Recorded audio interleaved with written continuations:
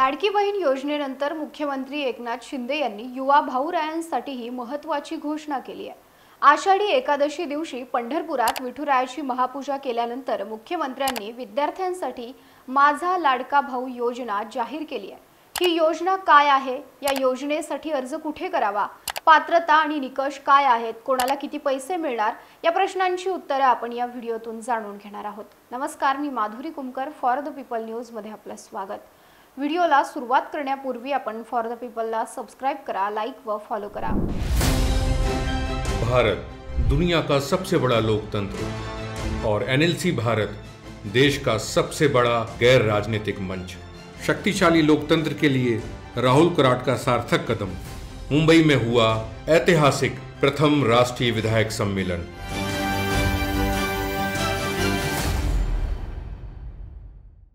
लाडकी बहीण नंतर योजनेवरून राज्य सरकारवर टीका करताना राज्यातील भावांनी काय गुन्हा केलाय असा प्रश्न विरोधकांनी उपस्थित केला होता।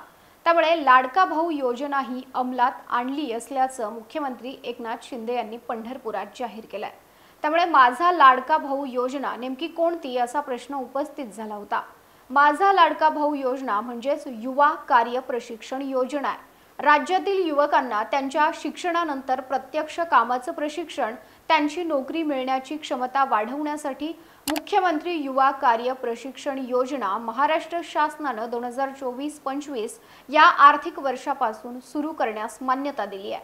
या माध्यमातून उद्योजक, खासगी क्षेत्रातील आस्थापना, सेवा क्षेत्र, केंद्र व राज्य शासनाच्या शासकीय, निमशासकीय आस्थापनांना मनुष्यबळ मिळणार आहे। या योजनेसाठी इच्छुक तरुणांना एखादी आस्थापना, उद्योग किंवा महामंडळांमध्ये कार्य प्रशिक्षण देण्यात येईल। हा प्रशिक्षण कालावधी 6 महिने असेल।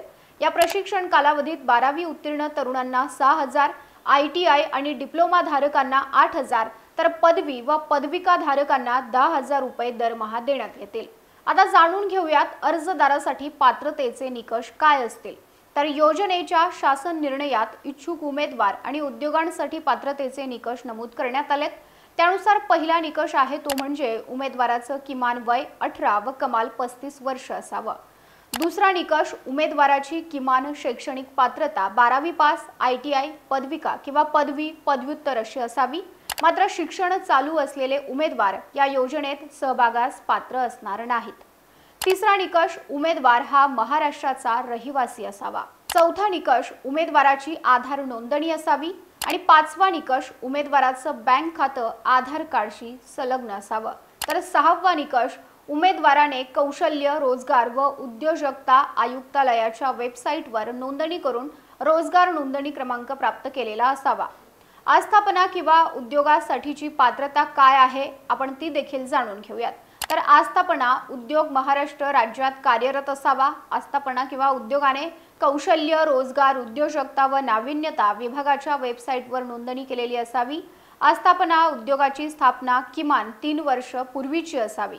आस्थापना उद्योगांनी EPF, ESIC, GST, certificate of incorporation, DPIT व उद्योग आधारची नोंदणी केलेली असावी। आता या योजनेसाठी नोंदणी कुठे करायची? तर योजनेच्या शासन निर्णयानुसार या योजनेसाठी रोजगार इच्छुक उमेदवार आणि रोजगार उपलब्ध करून देणारे उद्योजक ऑनलाईन पद्धतीने नोंदणी करतील। योजनेचं कामकाज उदाहरणार्थ उमेदवारांची नोंदणी, आस्थापनांची नोंदणी, कार्यप्रशिक्षण व्यवसाय नोंदणी, उपस्थिती, विद्यावेतन, प्रशिक्षण रुजू व समाप्ती अहवाल, अनुभव प्रमाणपत्र इत्यादी बाबी ऑनलाईन पद्धतीने उपलब्ध करून देण्यात येतील।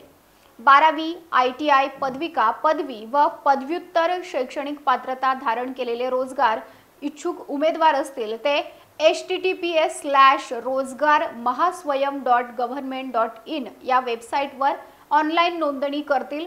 विविध क्षेत्रातील मोठे प्रकल्प, उद्योग, स्टार्टअप्स, सहकारी संस्था, शासकीय, निमशासकीय आस्थापना, महामंडळ, सामाजिक संस्था त्यांना आवश्यक असलेल्या मनुष्यबळाची मागणी https:/rozgar.mahaswayam.government.in या वेबसाईटवर ऑनलाईन पद्धतीने नोंदवतील।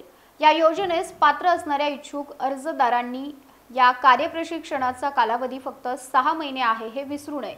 या 6 महिन्याच्या कालावधीसाठीच या योजनेअंतर्गत शासनामार्फत विद्यावेतन दिलं जाणार आहे। प्रशिक्षण पूर्ण केलेल्या उमेदवारांना संबंधित आस्थापनेकडून प्रशिक्षण यशस्वीरित्या पूर्ण केल्याचं प्रमाणपत्र दिलं जाईल। आणि शेवटचा महत्त्वाचा प्रश्न, प्रशिक्षण पूर्ण झाल्यावर पुढे काय? तर या योजनेच्या प्रशिक्षणानंतर प्रशिक्षण पूर्ण केलेले उमेदवार संबंधित उद्योग किंवा आस्थापना यांना योग्य वाटल्यास व उमेदवार इच्छुक असल्यास त्यांना रोजगार देण्याच्या दृष्टीने संबंधित आस्थापना निर्णय घेऊ शकतील। या योजनेविषयीची ही माहिती तुम्हाला कशी वाटली ते आम्हाला कमेंट करून सांगा। व्हिडिओ आवडल्यास लाईक करा आणि अशाच माहितीपूर्ण व्हिडिओसाठी फॉर द पीपलला YouTube, Facebook व Instagram वर सबस्क्राइब, लाईक व फॉलो करायला विसरू नका।